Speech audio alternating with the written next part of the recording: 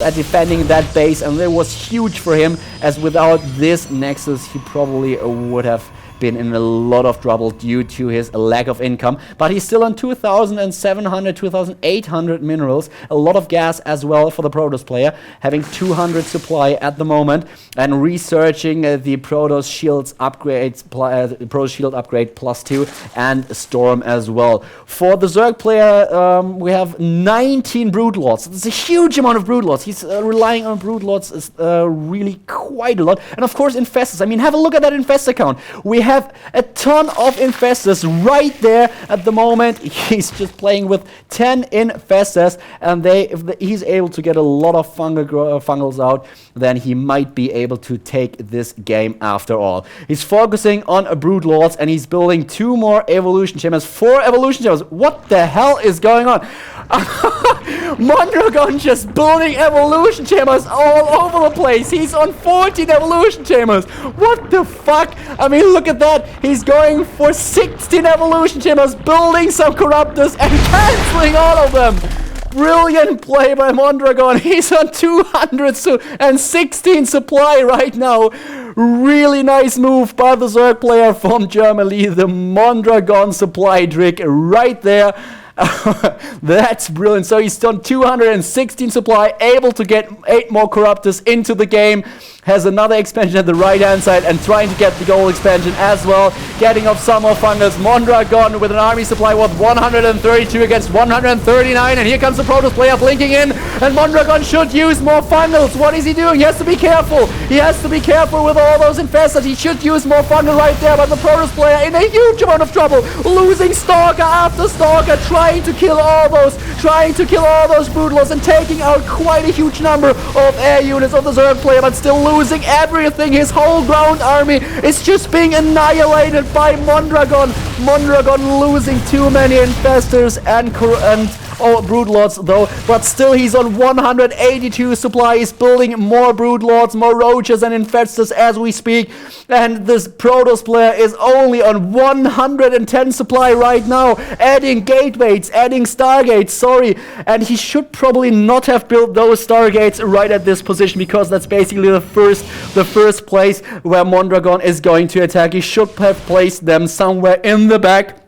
And going for another hatchery at the rich mineral fields. Mondragon is just moving in. We have his Infestors being ready as well. And of course the Protoss is just warping in unit after unit, trying to even out the supply numbers. Once again, Mondragon warping in more Broodlords, attacking that base, which is pointless. Which is basically pointless. There are no mineral patches left anymore. Mondragon, what are you doing? He's waiting way too long. He should attack the production buildings of his opponent and not the worthless Nexus. There are only 2 warp gates right there, so a small misjudgment by the Zerg player from Germany. He's on 200 supply right now, has a decent amount of minerals, 600 gas at the moment, and he has to rely on this base as well as on his base on the right side of the map.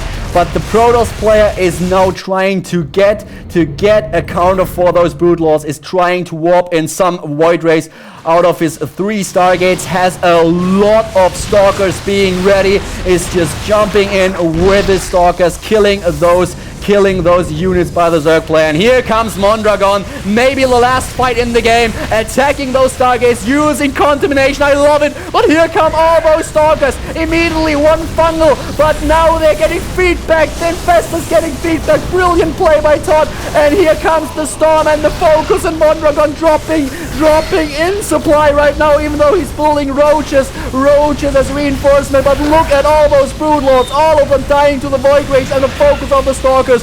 ToD with a brilliant play. Mondragon caught out of position, is losing his whole army after playing so brilliantly. He might lose that game after all.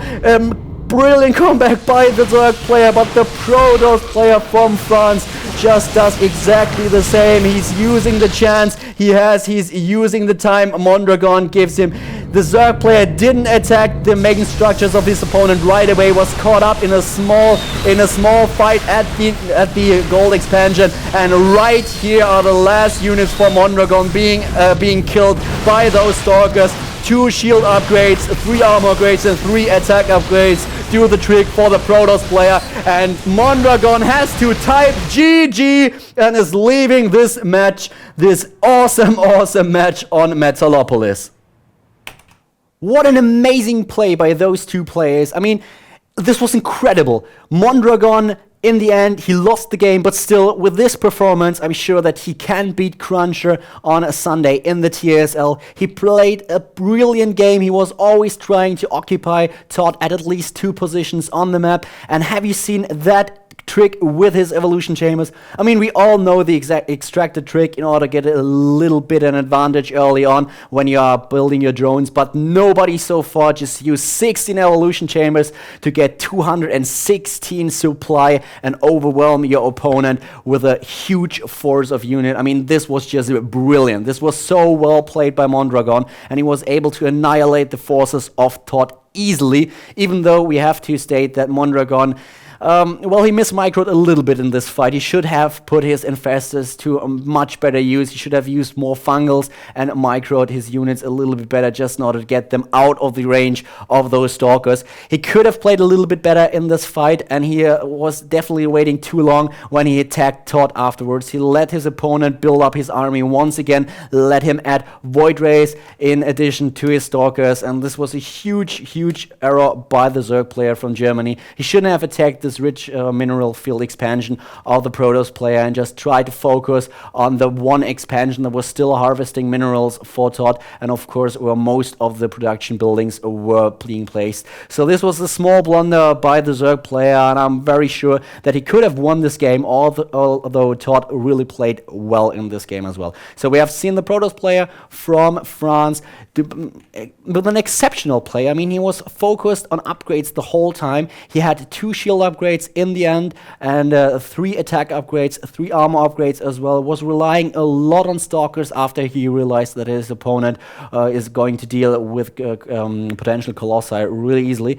So there was a nice game by ToD. He knew when to approach his opponent, when to just retreat with his army, and it was really tricky though, because Mondragon was playing amazingly well, and he had a nice comeback, but Protoss player with his Void Rays won the game in the end. He had a little bit of trouble in the early game, just dealing with those attacks of Mondragon, especially with the drops into his main base.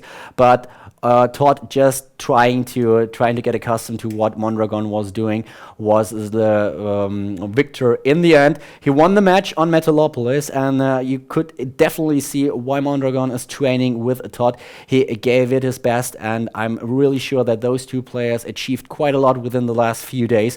They trained tons of games, not only on Metalopolis, but on all the maps that Mondragon probably has to play against Cruncher. Well, that was an amazing game by ToD and Mondragon, and I'm really looking forward to the TSL match of Mondragon against Cruncher. I wish him all the best. I hope that he's able to defeat the US player, because obviously I'm from Germany myself, and therefore I have to root for my colleague right here. And yeah, that's basically it. So I hope you enjoyed that game, and I want to thank Mondragon and ToD once again for letting me cast this match. It was really amazing. I loved it, especially the Evolution Chamber trick by Mondragon. I wish you all the best for Sunday. Hope you defeat Cruncher, and I'll talk to you soon again.